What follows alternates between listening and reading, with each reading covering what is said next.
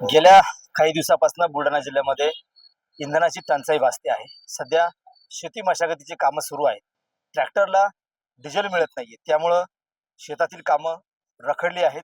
येत्या 15 दिवसावरती पेरणी येऊन ठेपली आणि शेतकऱ्यांच्या ट्रॅक्टरला जर का डिझेल मिळालं नाही तर शेती पडीत पडण्याची वेळ आली। यासाठी शेतकरी संघटनेनं आज तहसील कार्यालयावरती मोर्चा काढलाय, आंदोलन केलंय। आपल्यासोबत शेतकरी संघटनेचे नेते दासाभाऊ कणकर आहेत। काय सांगाल, आज तुम्ही आंदोलन केलं, काय कारण होतं? शेतकऱ्यांना ट्रॅक्टरसाठी डिझेल मिळत नाही, त्यामुळे शेतीची मशागत होऊन राहिली नाही। मान्सून केरळमध्ये दाखल झालाय। 7 जून पर्यंत तो महाराष्ट्रात दाखल होणार आहे। पेरणीची घाई शेतकऱ्यांना झालेली आहे। मशागतीच नाही तर पेरणी कशी करायची? खताची तीव्र टंचाई आहे आणि देशाचे पंतप्रधान म्हणतात की नैसर्गिक शेती करा। सगळ्या बऱ्याच शेतकऱ्याकडे बैल उपलब्ध नाही, ज्यांच्याकडे बैल उपलब्ध आहे त्यांच्याकडे बारदाना उपलब्ध नाही व ते कसब उपलब्ध नाही आणि बगर खताची आणि बगर ट्रॅक्टरची शेती होऊ शकत नाही। आणि जर सरकार निर्णय घेत नसेल तर आम्ही शेतीच पेरणार नाही, शेतीच पडीत ठेवू आणि त्याची सगळी जबाबदारी ही सरकारची राहील। सध्या पेट्रोल पंपावरती मोठ्या प्रमाणामध्ये वाहनांच्या रांगा लागलेल्या आहेत। ट्रॅक्टरला डिझेल मिळत नाही। अनेक शेतकऱ्यांची शेती पडीत आहे, वखरपाळी करायची, 15 दिवसावर पेरणी येऊन ठेपली। अशा परिस्थितीमध्ये डिझेल जर मिळत नसेल तर शेती कशी पेरणार आहात? शेती फार कठीण परिस्थिती आहे। आज मशागतीत होऊन नाही राहिल्या, डिझेल मिळत नाही, त्यामुळे मशागती होऊन नाही राहिल्या आणि जर मशागतीच झाली नाही तर शेती पेरणं होणार नाही आणि जर शेती पेरणं झालं नाही तर या देशाला अन्नधान्यासाठी परदेशाची वर भीक मागावं लागत होती।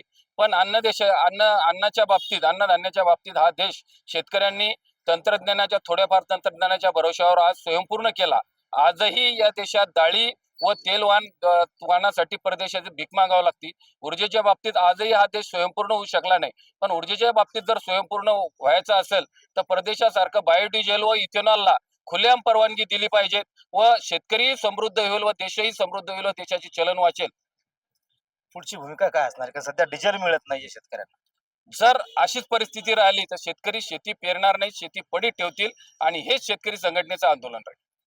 नक्कीच, जर का शेतकऱ्यांच्या ट्रॅक्टरला डिझेल मिळालं नाही तर शेती पेरणं शक्य होणार नाही। अशा पद्धतीची परिस्थिती सध्या बुलढाणा जिल्ह्यातली आहे।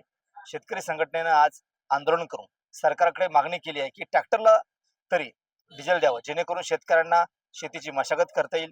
येत्या 15 दिवसामध्ये पेरणी सुरू होणार आहे, ती पेरणी सुद्धा करता येईल आणि जर का डिझेल मिळालं नाही तर शेती पेरताच येणार नाही। अशा पद्धतीची परिस्थिती सध्या निर्माण झाली आहे। कॅमेरामन निलेश देशमुखचा गणेश सोळंकी, TV9 मराठी, बुलढाणा।